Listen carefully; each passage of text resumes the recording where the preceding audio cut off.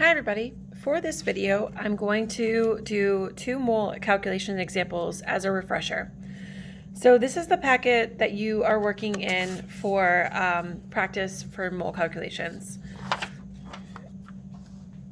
The steps are on the first page. So the first step is to write the number you're given over 1. Don't forget the units. Set up fractions to cross cancel using the factor label method and following the mole triangle. Multiply straight across and divide by the bottom, and multiply the bottom if necessary, and then circle your final answer. So here is the mole triangle. We are not going to use volume of gases for this particular unit. We will go back to that during our gas laws unit. So the only part of the mole triangle that we're worried about is going to be mass to moles to particles, or particles to moles to mass, or mass to moles, moles to mass, moles to particles, particles to moles, or particles all the way over to mass. So this is the only part that you need to worry about. Mass is always measured in grams, moles are just moles, and then particles could be atoms or molecules. It's atoms if you're talking about a single element, it's molecules if you're talking about a compound. Okay, so I'm going to do 2 examples from this packet. The first example is in the 2-step problems, and it's number 10. How many grams are in 2.4 moles of sulfur? So the first thing that we need to do is write the number given over 1. The number given is 2.4, and the units are moles of sulfur over 1. We also put that in parentheses so that we don't get confused. Step 2, set up fractions to cross-cancel units using the factor label method. So I know without even looking at anything else that moles of sulfur need to cross-cancel here. Okay, there's no other option. It has to match diagonally across so that they can cross-cancel. Follow the mole triangle to make sure you have the right equation. So I am starting at moles, so I'm going to put my finger on moles. I am asked in the question about grams, so I am going to travel from moles to grams and find the arrow that shows moles to grams. So that means I'm going to use the equation molar mass over 1 mole. The molar mass is taken from the periodic table, and because this is just an element, we're only going to need to just look at the periodic table for sulfur. So 32.07. And that is grams per mole. So the molar mass is always used in grams per mole. So then all I have to do for this is the next step is multiply straight across the top and divide by the bottom. So multiplying straight across the top is going to be 2.4 times 32.07. And I get my answer of 76.968. We only need 2 decimal places, so 97 is fine. And what's our units going to be? Moles cancel. We're left with grams, and grams is what I'm asked about in the problem, so I know that that is correct. Okay, so that is how to do a 2-step problem. If this were asking about moles and I was given grams, it would look a little bit differently. So take a look at number 7. This one says, how many moles are in 25 grams of water? So water is a compound, so you need to find and calculate that molar mass. Start with the number given over 1, and then the units need to cross cancel, so grams of H2O need to be across here. Use the mole triangle to figure out what comes next, 1 mole over the molar mass. Multiply straight across the top and divide by the bottom, and you get 1.39 moles of H2O. So that is a 2-step problem going in the other direction. How about the 3-step problem? So this is what usually gets tricky when you start to use Avogadro's number. So I am going to do number 4 on the 3-step problems. How many molecules are there in 450 grams of Na2SO4? So that's sodium sulfate. So I want to start with step 1, write the number given over 1, don't forget the units. So the number given over 1 is 450 grams of Na2SO4 over 1. Step 2 is I want to consult the mole triangle, but also I need to remember that grams of Na2SO4 need to be written here. Okay, so there's no other option here. It has to match.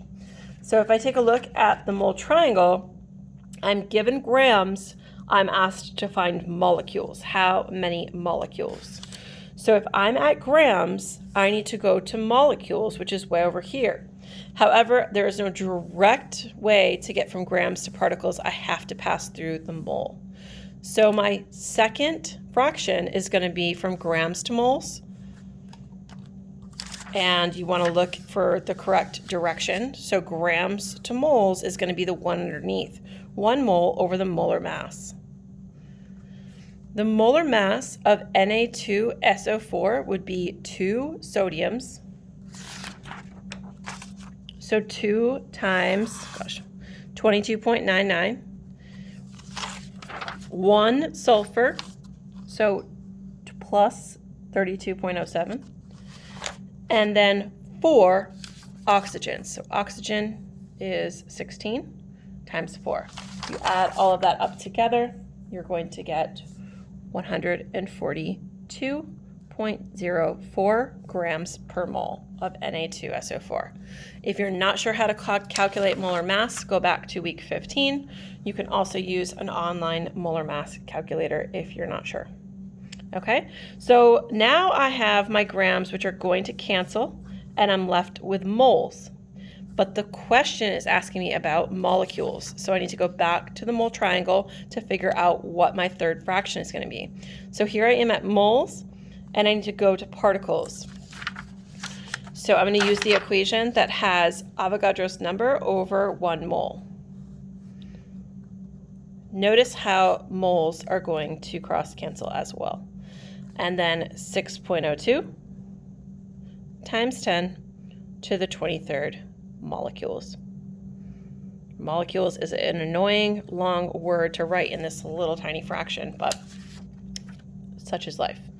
So now, following the steps, multiply straight across the top and divide by the bottom. Now, this is a tricky thing to put into the calculator because I need to multiply 450 grams times 6.02 times 10 to the 23rd and then divide all of that by 142.04. So we're going to need parentheses in order to do this problem. You could also just put in this number first, but I'll just put it in the way that it's there. So 450 times, in parentheses, 6.02, uppity arrow, 20, oops, gosh, nope.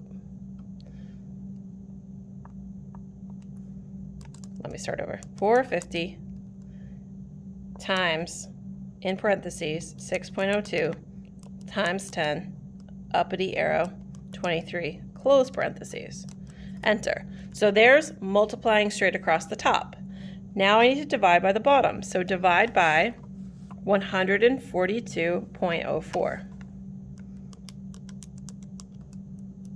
So there's my answer. It's 1.9. We'll round, because only 2 decimal places. So we'll round this to 0.91 times 10. Maybe you'll get an E, but that means times 10 to the 24th molecules. Now you will always have a gigantic times 10 to the something number if you're asked to find molecules.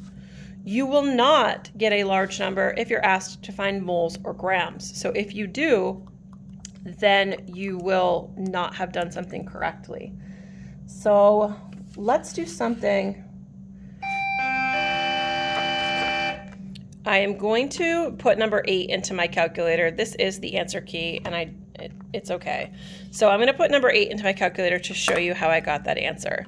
So for this one, how many grams are there in 9.4 times 10 to the 25 molecules of H2? So in order to complete this problem, you want to put 9.4 times 10 to the uppity arrow 25, and then press enter. So once you have that entered into your calculator, it's a lot easier to work with. So then I'm going to multiply straight across the top, so 9.4 times 10 to the 25 times 2.02, which is the molar mass of hydrogen, equals. So now I have the top, okay? I have to divide now by Avogadro's number at the bottom. So, because that's how I went from molecules to moles to grams. So dividing by Avogadro's number also has to be put in parentheses. So it's going to be divided by, in parentheses, 6.02 times 10, uppity arrow 23, and don't forget to use the close parentheses. And what you should get is a regular number, so not an exponential notation number. It should just be a regular number, so 315.42 grams of H2. So if anybody has any questions, please let me know. The biggest thing is calculator errors when doing mole calculations, so please make sure that you understand how to use the parentheses and put these into your calculator. If you want to check your answers with the answer key, I will be available for you to do that as well. Have a good day.